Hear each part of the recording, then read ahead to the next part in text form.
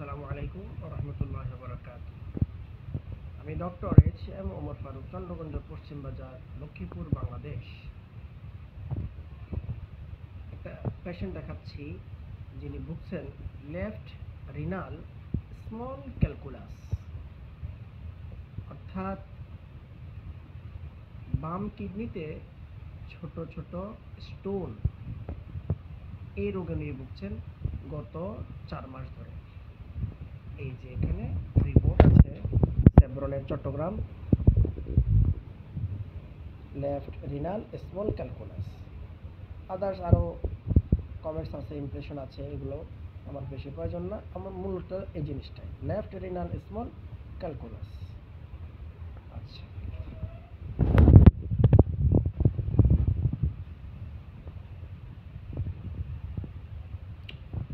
পরিচয়টা দেন তো। নাম কি?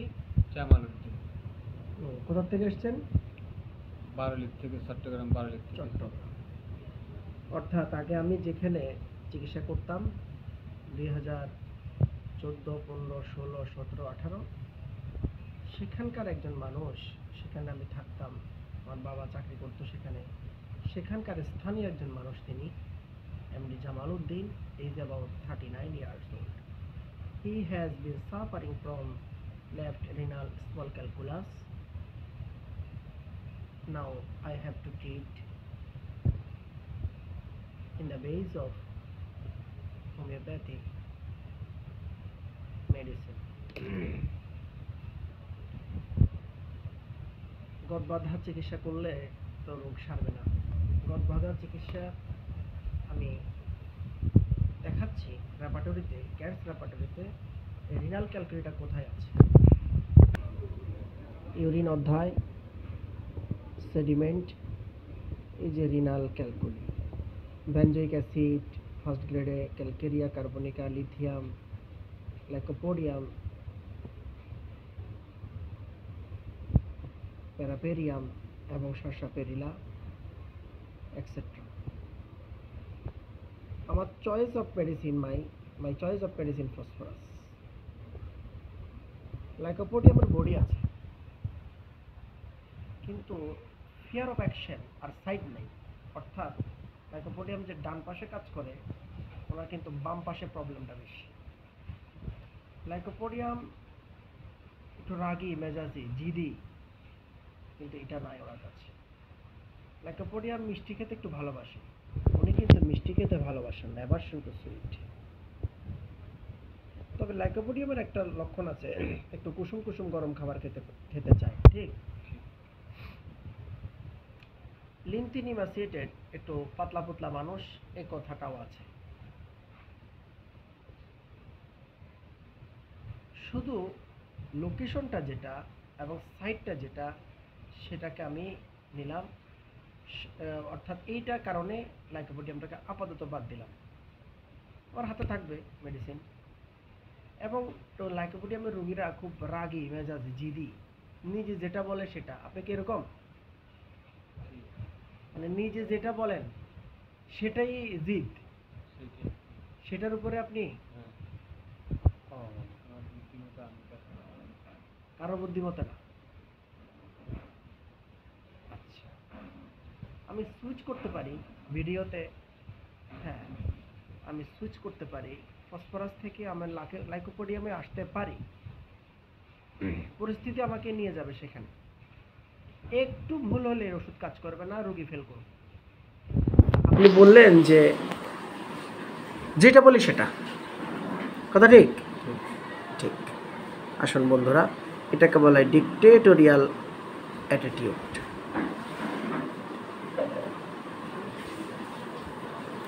এই দেখুন, ডগমেটিক অর ডিক্টেটোরিয়াল অ্যাটিটিউড।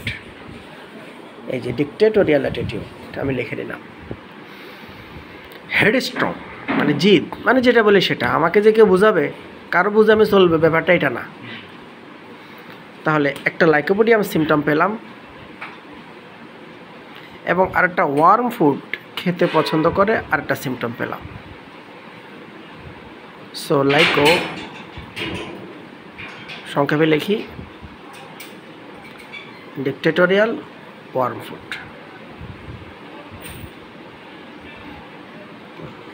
কিন্তু সাইডটা পেলাম না, সাইড পাওয়া গেল না।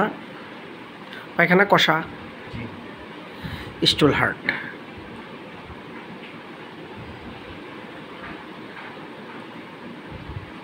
এবং বিকালের দিকে যে ব্যথা বাড়ে বা সন্ধ্যার দিকে ব্যথা বাড়ে এরকম কোনো কথা আছে? না। না। তাহলে একটা মোডালিটিস লাইকোপোডিয়াম পেলাম না। কিন্তু বলছেন যে ভারী কাজ করলে ব্যথাটা একটু বেশি হয়। তাহলে আমরা যাব দেখি এক্সারশন অ্যাগ্রাভেশন। এই যে exertion physical aggravation, page number 1358। Lycopodium is in the second grade, phosphorus is in the second grade. মানে ভারী পরিশ্রম করলে ব্যথা বাড়ে। ওকে, আরেকটা লক্ষণ শুনুন,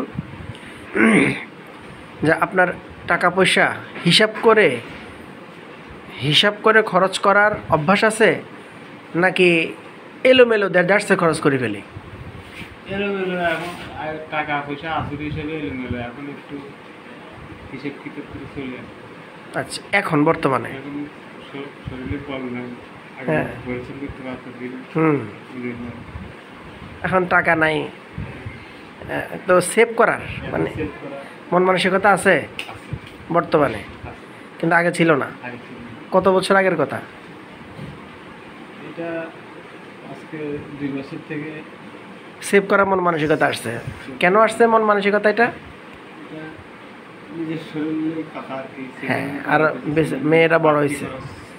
হ্যাঁ, খাওয়া বাড়তি, সব কিছু বাড়তি। ও তখন তো একজন ছিলেন, তখন একজন দুজন ছিলাম বা খরচাপাতি বেশি বেশি করতাম, কিন্তু এখন কিন্তু এক ধরনের টেনশন আসছে যে বাচ্চা কাচ্চা আছে, এলোমেলো খরচ করলে চলবে না, চলে না। এখন কিছু সেভ করতে হবে, এদিকে মানুষ করতে হবে। মানুষ করতে হবে। তাহলে কিছুটা অ্যাভারেসি টেন্ডেন্সির ভিতরে ঢুকছে।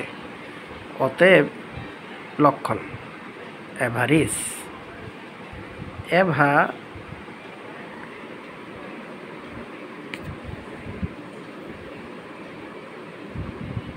অ্যাভারিস।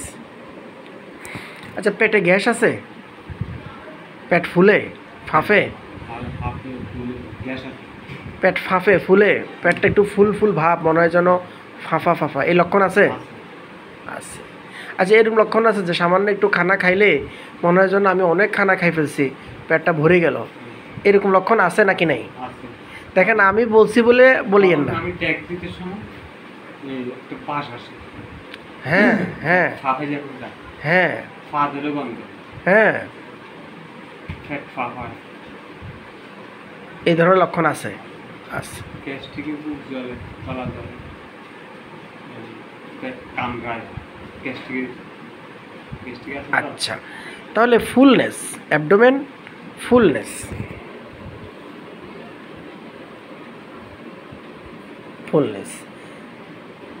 বা স্যার এটাকে যেটা বলে যে ইজি স্যাটিয়েটি, অল্প খেলে পেট ভরে যায়। যাক, লিখলাম না, আর এটা মুখে বললাম, ইজি স্যাটিয়েটি। তো লাইকোপোডিয়ামের অতিরিক্ত খাইলে সমস্যা করে। অতিরিক্ত খাইলে সমস্যা করে। আচ্ছা, বাড়তি অতিরিক্ত খাইতে পারি না। বাড়তি খাইতে পারি না। তাহলে শুধু টাইম মডালিটিসটা পেলাম না, কিন্তু আদার্স অন্য লক্ষণগুলো পেলাম, এক্সারশনও পেলাম। আচ্ছা, ফসফরাসের আমি কেন পছন্দ করলাম ফসফরাস, তারপরও ফসফরাস থেকে আমি সুইচ করলাম। ফসফরাসের রেস্টলেসনেস যেটা, এটা কিন্তু নাই। এবং যে একটু খুব তীব্র মেধাবী, চোখে মুখে কথা বলে, এটাও কিন্তু নাই। তীব্র অস্থির মানুষ, এই ধরনের কোনো লক্ষণ নাই।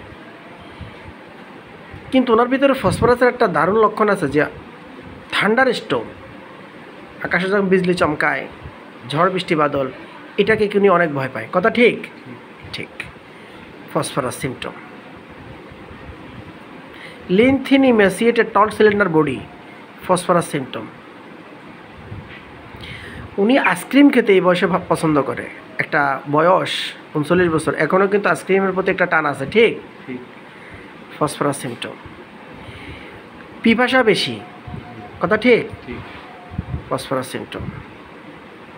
এবং ওনার যে পেইনটা, যেখানে পেইন হয় ওই জায়গাটা জ্বালা পোড়া, মানে পেইনটা জ্বালা পোড়া হয়, ঠিক? ফর্সা। না না, ওই যে যেখানে পেইন করে, ব্যথা করে, ওইখানে কিন্তু জ্বালা ব্যথা জ্বালা ব্যথা আছে। জ্বালা করে কি না? জি। জ্বালা করে। তাহলে একবার পেইন, কামড়াইতেছে, একবার জ্বলতেছে। হ্যাঁ, পেইন বার্নিং, একবার কিটকিটে কামড়াইতেছে। এই যে পেইন বার্নিং আমি লিখলাম, তাহলে এটাও ফসফরাসের সিমটম। তারপর হলো লেফট সাইডেড কমপ্লেন, মানে বাম সাইডে প্রবলেমটা, এটাও ফসফরাসের সিমটম। এই যে বাম সাইড, লেফট সাইড প্রবলেম। ওনার কিন্তু আগে মানে পাস্ট হিস্ট্রি যেটা, সেখানে অ্যাবডোমিনাল পেন ছিল, মানে ইন্টেস্টাইন যেগুলো, সেগুলো অনেক পেন করতো, ফুলে যেত। হ্যাঁ, ডাক্তাররা অনেক চিকিৎসা করতো, টাইম পর্যন্ত বলে দিত যে 1 ঘন্টা বাঁচবে, 2 ঘন্টা বাঁচবে, যে পায়খানা না হয়। এই ধরনের লক্ষণ দীর্ঘদিন ওনার ছিল। তাহলে এই যে এই সিমটমটা পায়খানার সাথে, এটাও কিন্তু ফসফরাসের যায়। সাথে উনি টক পছন্দ করে, কথা ঠিক? এই যে টক পছন্দ করা, আইসক্রিম পছন্দ করা, এগুলোও কিন্তু ফসফরাসের সিমটম। কিন্তু পিকুলিয়ার আনকমন সিমটম মাছ পছন্দ না করে এই কথাটা নাই। তাহলে চিলি, মানুষটা শীত বেশি, এই ধরনের কথা ওনার কাছে নাই, আছে? নাই। এই যে আপনার কি শীত বেশি? না। শরীরে কি শীত বেশি না গরম বেশি? গরম বেশি। তাহলে একটা যে ফসফরাসের মানে লেয়ার, একটা মানুষ খুব চালাক চালাক, অস্থির অস্থির, চোখে মুখে কথা বলে, হ্যাঁ, খুবই তীব্র গতি, এই ধরনের ফসফরাসের অনেক সিমটমে পাচ্ছে। এই সিমটমটা পাচ্ছি না, কিন্তু তার অনেকগুলো ফসফরাসের সিমটম পাচ্ছে। তো লাইকোপোডিয়ামের সিমটম কি পাচ্ছি? লাইকোপোডিয়ামের সিমটমটা পাচ্ছি হলো উনি জিদ আছে একটু। জিদটা কী ধরনের? ডিক্টেটোরিয়াল অ্যাটিটিউড, ডগমেটিক, যেটাকে স্যার বলেন বারবার, যে এই শরীরটা মানে মনের ভিতরে রাগ, ক্ষোভ, জিদ আছে, নিজের বুঝে নিজে চলে, কথা ঠিক? নিজে যেটা বুঝে, নিজের বুঝে নিজে চলে। এটা লাইকোপোডিয়ামের একটা মারাত্মক সিমটম, একেবারে খুবই ইম্পর্ট্যান্ট এবং শক্তিশালী সিমটম। তারপর অ্যাভারেসি টেন্ডেন্সি, একটু সেভ করা, হিসাব নিকাশ করে চলা, লাইকোপোডিয়ামের সিমটম। তাহলে আমরা প্যারালালি শক্তিশালী সিমটম লাইকোপোডিয়ামেরও পাচ্ছি এবং ফসফরাসেরও পাচ্ছি। এখন কি দিব? আমি তো প্রথমে ভেবেছিলাম ফসফরাস দিব, কিন্তু লাইকোপোডিয়ামের ডিক্টেটোরিয়াল অর ডগমেটিক সিমটমটা আমাকে মানে স্ট্রাইক করলো, হেড স্ট্রাইক যেটা, সেটা করলো। তো লাইকোপোডিয়ামের বেস্ট সিমটম আমি পেলাম, শুধু টাইম মডালিটিসটা পেলাম না, আর যে লোকেশনটা পেলাম না, সাইট বা যেইখানে লাইকোপোডিয়াম ডানে কাজ করে, ওনার বামে রোগ, এই জন্যই লাইকোপোডিয়াম হচ্ছে না। কিন্তু ফিজিক্যাল স্ট্যাটাস, লিনথিন, নিয়াসিয়েটেড, পাতলা পুতলা মানুষ, এই লক্ষণটা আছে, জিদ আছে। লাইকোপোডিয়ামের রোগী শীত কাতর হতে পারে, গরম কাতরও হতে পারে। লাইকোপোডিয়ামের রোগীর পিপাসা বেশিও থাকতে পারে, কমও থাকতে পারে।